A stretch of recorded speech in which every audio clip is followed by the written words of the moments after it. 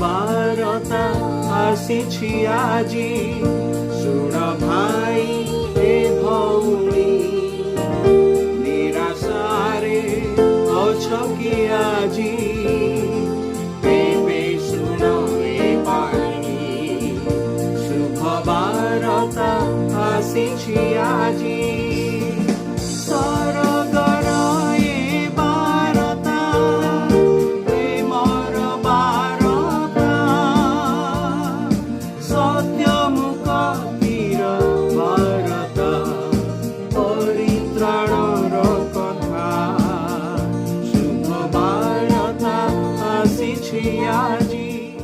প্রিয় শ্রোতা বন্ধু, প্রভু শ্রীখ্ରୀষ্টଙ୍କ ସର୍ବଶ୍ରେଷ୍ଠ ନାମରେ ଆପଣଙ୍କୁ ଶୁଭେଚ୍ଛା। ପବିତ୍ର ବାଇବଲର ଯୌନ ଲିଖିତ ସୁସମାଚାର 20 ଅଧ୍ୟାୟର 31 ପଦରେ ଆମେ ଏହିପରି ପାଠ କରୁ।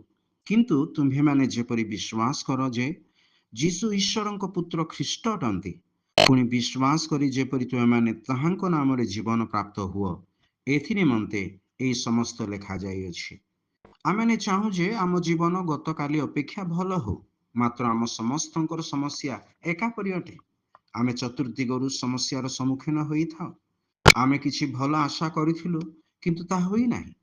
ଆମେ ଆମର ଶକ୍ତି, ସମ୍ପତ୍ତି ଓ ସବୁ ବିଷୟରେ ଗର୍ବ କରିବାକୁ ଚାହୁଁ, ପୁଣି ସେହି ସବୁକୁ ଧରି ରଖିବା ପାଇଁ ମନ୍ଦ, ମିଥ୍ୟାଚାରୀ ତଥା ଅତ୍ୟାଚାରୀ ମଧ୍ୟ ହୋଇଯାଉ। ଏହାର କାରଣ ଆମେ ଜନ୍ମ ଦ୍ୱାରା, କର୍ମ ଦ୍ୱାରା ଓ ସ୍ୱଭାବତଃ ପାପୀ ଅଟୁ। ଆମର ଅନ୍ତଃକରଣ ସବୁଠାରୁ କପଟମୟ ଓ ଅସାଧ୍ୟ ରୂପେ ପୀଡ଼ିତ। କିଏ ତାହା ଜାଣିପାରେ? ଈଶ୍ୱର ଅନ୍ତଃକରଣ ଅନ୍ୱେଷଣ କରନ୍ତି ଓ ହୃଦୟକୁ ପରୀକ୍ଷା କରନ୍ତି, ଯେପରି ସେ ପ୍ରତ୍ୟେକକୁ ଆପଣା ଆଚରଣ ଅର୍ଥାତ୍ କର୍ମ ଅନୁସାରେ ପ୍ରତିଫଳ ଦେବେ। ପାପୀ ନିମନ୍ତେ ଯେଉଁ ଦଣ୍ଡ ରହିଛି ତାହା ତ ନରକ। ଏହି ଦଣ୍ଡରୁ ମନୁଷ୍ୟକୁ ଉଦ୍ଧାର କରିବା ନିମନ୍ତେ ପ୍ରଭୁ ଯୀଶୁ ଖ୍ରୀଷ୍ଟ କ୍ରୁଶରେ ଆପଣାକୁ ବଳିଦାନ କଲେ। ସେ ଆମ ବଦଳରେ ମୃତ୍ୟୁ ଆସ୍ୱାଦନ କଲେ ତଥା ତୃତୀୟ ଦିନରେ ମୃତ୍ୟୁରୁ ଉତ୍ଥିତ ହେଲେ।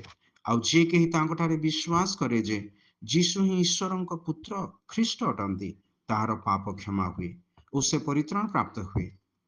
ଆପଣ ମଧ୍ୟ ଯେପରି ତାଙ୍କଠାରେ ବିଶ୍ୱାସ କରି ପାପ କ୍ଷମା ଓ ପରିତ୍ରାଣ ପ୍ରାପ୍ତ ହେବେ, ଈଶ୍ୱରଙ୍କ ନିକଟରେ ଏହି ଆମର ପ୍ରାର୍ଥନା।